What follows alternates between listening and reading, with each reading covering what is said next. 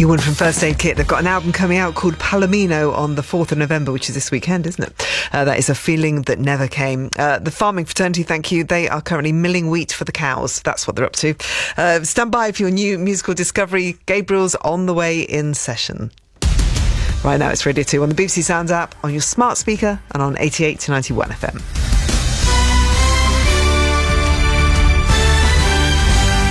BBC News at 8 o'clock. This is Claire Ronacres.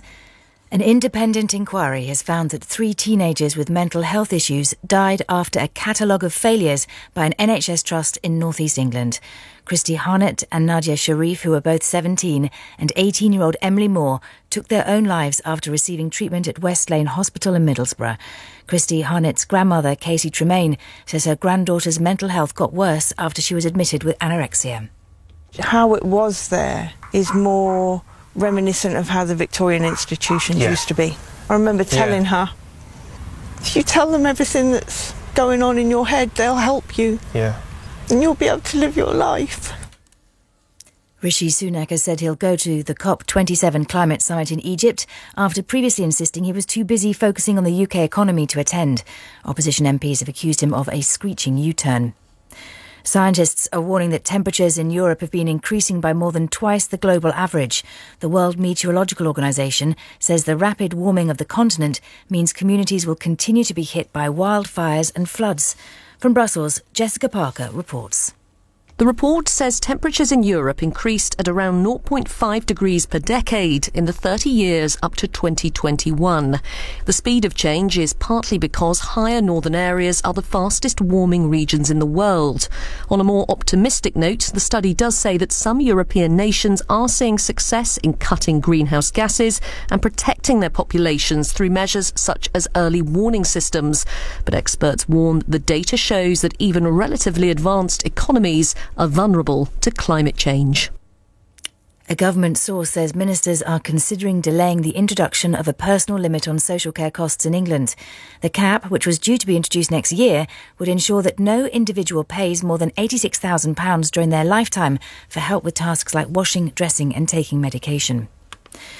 Scotland's Deputy First Minister John Swinney has outlined his emergency spending review at Holyrood, saying an additional £615 million in cuts will have to be found this year. The Scottish Government has already announced more than £500,000 worth of savings, but Mr Swinney says tax rises and eye-watering cuts are now needed.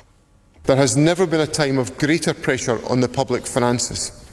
Inflation means that our annual budget today is worth £1.7 billion less than when it was published last December. At the same time, demand for government support and intervention is understandably increasing. In India, a 105-year-old man has generated headlines after voting for the 34th time in his life. Shyam Saran Negi, who's a retired schoolteacher, set a precedent in 1951 when he cast the first ballot in India's first ever general election.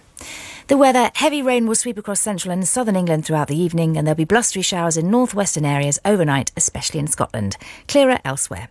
BBC News, it's 3 minutes past 8. This is Joe Wiley. Joe Wiley. BBC Radio 2.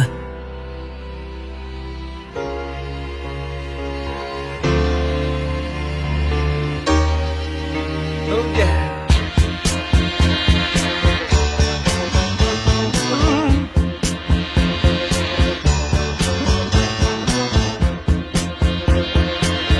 Still don't know what I was waiting for, and my time was running wild, a million dead-end streets, and every time I thought